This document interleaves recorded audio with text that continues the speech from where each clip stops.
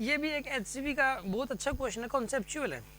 The time period of a particle in SHM is equal to the smallest time between the particle acquiring a particular velocity v, the value of v is. यहाँ पे question समझा देता हूँ पहले मैं। ये left extreme है, ये मीन पोजीशन है और ये राइट एक्सट्रीम है, ठीक है। एक बार फिर से पढ़ते हैं।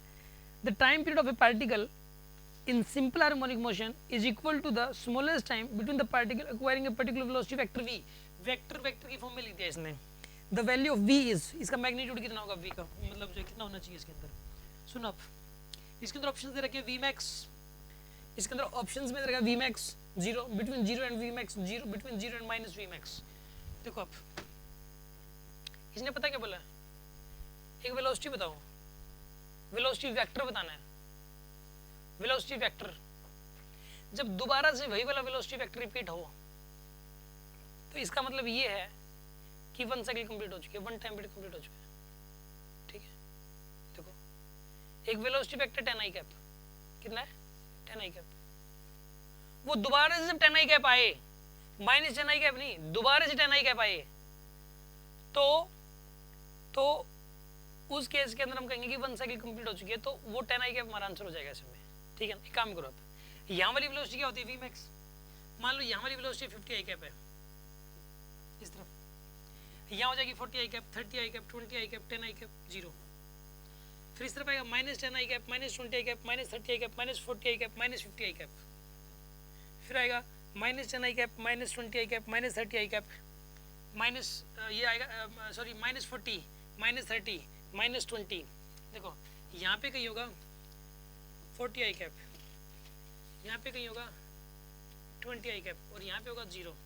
जब वापसी आएगी तो यहाँ पे वेलोसिटी कितनी हो जाएगी, माइनस 20 i कैप। यहाँ वाली वेलोसिटी कितनी हो जाएगी, 40 i कैप। यहाँ वाली वेलोसिटी कितनी हो जाएगी, यहाँ पे 50 i कैप।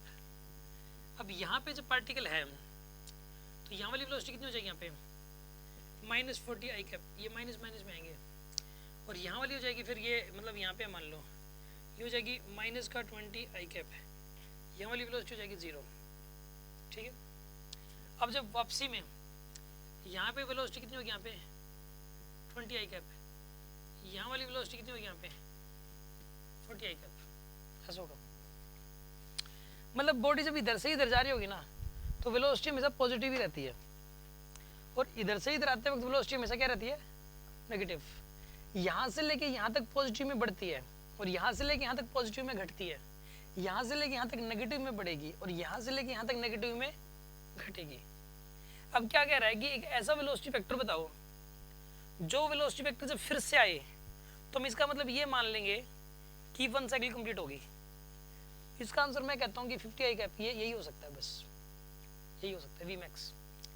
देखो मैं बताता हूँ कैसे, इसके अलावा कोई और हो भी नहीं सकता, मैं प्रूफ कर दूंगा।